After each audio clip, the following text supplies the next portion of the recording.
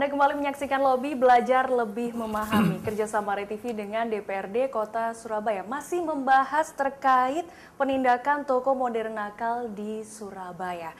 Pak, sebenarnya apa sih sanksi yang pantas untuk para pelaku toko modern ini, Pak? Kalau dibilang sanksi yang pantas, ya saya kira kalau memang pelanggarannya itu sangat fatal, mereka tidak berizin, ya kan. Kalau menurut kita ya harus ada ketegasan dari pemerintah kota. Kalau memang itu perlu adanya ditutup sementara sampai mereka melakukan pengurusan perizinan itu, kalau selesai baru silakan buka. Jadi memang harus ada ketegasan seperti yang dilakukan pemerintah kota, khususnya Satpol PP-nya terhadap pasar-pasar tradisional yang sudah ada. Itu ada beberapa masukan dan laporan dari pasar tradisional yang ada ke kantor DPRD ini. Itu pasar tradisional yang sekarang lagi dalam proses perizinan, itu sudah ditutup. Justru sudah ditutup sudah ya? ditutup sama pemerintah kota lewat Satpol PP-nya. Jadi di situ pemerintah kota, Satpol PP-nya sudah melakukan tindakan yang tegas. Dan saya kira itu perlu juga dilakukan kepada toko-toko modern. Harus ada tindakan yang tegas juga. Kalau memang tidak ada izinnya, apa boleh buat, ya harus ditutup. Di Surabaya itu, ini coba ini dilihat ini. Ini ada.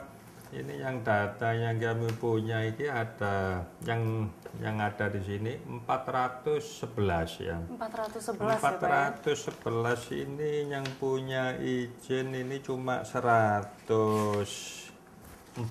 Hanya 104 yang punya izin ya? Jadi yang lainnya itu sama sekali tidak berizin dan tidak punya IMB.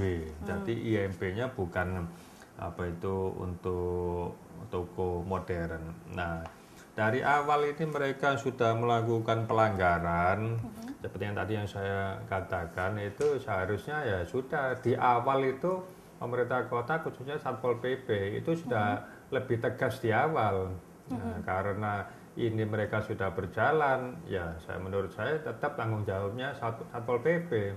Begitu ya? Di awal maupun mereka sudah beroperasi, ya tetap harus sama-sama harus diadakan tindakan, yaitu penutupan. Begitu. Sejauh ini dari para pelaku usaha untuk meminta izin, apakah pernah ada keluhan begitu, Pak? Kalau keluhan dalam perizinan, saya kira ya tidak, asal apa yang dilakukan mereka dalam proses perizinan itu sudah memenuhi syarat-syarat. Saya kira pemerintah kota khususnya di bagian perizinan Kota Surabaya ini sekarang khususnya perizinan dan lain-lain itu sudah welcome, sudah membuka kemudahan-kemudahan.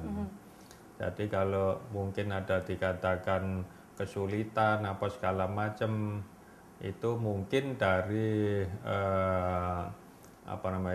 persyaratan-persyaratan mungkin ada yang kurang atau mungkin ada yang tidak terpenuhi oleh pelaku usaha itu. Ada yang pernah komplain gitu nggak sih, Pak?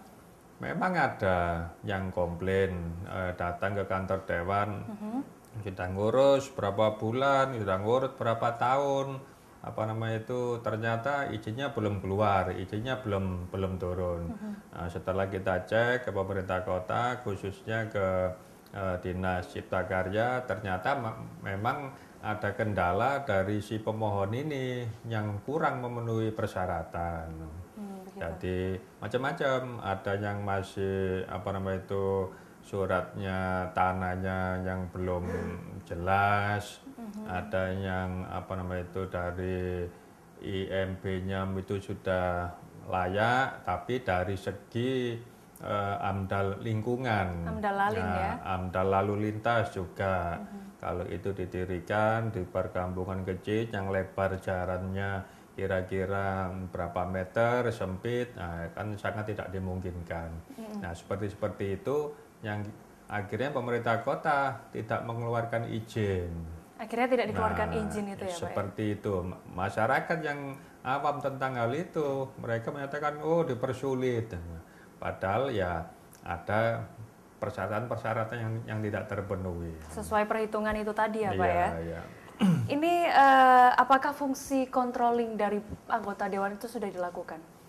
Sudah, Kira-kira sudah ya Pak? Kalau itu sudah kita, malah beberapa teman juga sudah berapa kali sidak. Yang terakhir itu ketua kita Pak Armuji, seperti yang kita tahu ada rumah makan modern yang hamburger itu di Raya Darmo, yang belum ada izinnya ya Pak ya? Itu disidak, kemudian langsung ada penindakan, langsung ditutup karena memang belum berizin. Begitu. Nah ini apakah tidak ada pengawasan ini secara periodik dari anggota? Kalau pengawasan secara periodik itu saya kira tetap ada. Kan itu penting ya Pak ya, karena toko-toko modern itu kadang-kadang muncul lagi.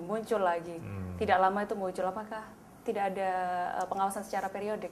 Iya, kalau pengawasan secara periodik itu seharusnya itu pemerintah kota yang melaksanakan.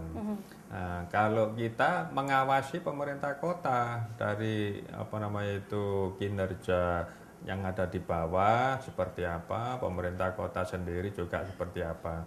Nah, kita mengawasi segala bentuk yang akan dilakukan pengusaha lewat perizinan dan lain-lain itu pemerintah kota kalau menurut saya yang harus lebih intensif lewat kecamatan atau lewat kelurahan selaku wilayah-wilayah yang ada di masing-masing tempat itu. Begitu ya Pak ya. Ini banyaknya toko modern ilegal nih yang ditertibkan oleh Pemkot Surabaya. Ini apakah ada indikasi main mata begitu Pak? Maksudnya kong kali kong antara pemerintah kota dengan pendiri toko modern, yang akhirnya berujung tidak jadi ditertibkan. Kalau itu kita belum bisa bicara jauh seperti itu. Memang itu sedang kita telusuri sampai sejauh mana pemerintah kota kok kelihatannya mandul dalam hal ini. Itu nanti akan kita telusuri lebih mendalam. Lebih ditelusuri lebih mendalam lagi ya Pak ya? Ya. Nah ini Pak, bagaimana Anda menyikapi tentang kekhawatiran Pemkot apabila toko modern itu ditutup? Pasti banyak pengangguran. Ini bagaimana Bapak menyikapinya? Kalau itu saya kira sudah resiko ya. Resiko ya Pak ya? Iya, itu sudah resiko dari pengusaha itu sendiri, apalagi yang rata-rata seperti itu kan franchise. Seharusnya dari pihak franchise toko modern itu juga sudah harus memperhitungkan gitu loh. Kalau mereka melanggar aturan di masing-masing daerah itu otomatis juga akan diadakan penindakan di masing-masing daerah itu, termasuk di Surabaya ini. Nah, kalau diadakan penutupan, ya kalau ada pengangguran itu kan ya sudah risiko. Di Jakarta itu sendiri kurang lebih 5.000 toko modern yang ditutup itu ya iya, tidak pasti banyak sekali ya. Tidak ada gejolak gitu loh. Karena ya mereka harus menyadari kalau itu toko itu mau dilanjutkan, mereka mau berusaha lagi dalam bentuk usaha toko modern itu silakan, urusnya selesai. Nah, masing-masing karyawan kan bisa direkrut. Jadi kalau untuk PHK dari karyawan mereka, saya kira itu bukan jadi alasan kok. Mereka bisa tetap diterima lagi, bisa tetap bekerja lagi. Ini kan kendalanya kan cuma perizinan mereka. Iya, perizinan ya Pak ya. Kalau perizinan mereka itu sudah diselesaikan, diurus, kemudian sudah jadi segala macamnya semua, kan pekerja kan bisa bekerja lagi. Baik, begitu. Kalau dari anggota Dewan, solusi untuk mencegah terjadinya pengangguran ini bagaimana Pak? Ya kita mungkin jawab nanti ya Pak ya, setelah jeda pariwara berikut ini. Tetap di Lobby Belajar Lebih Memahami.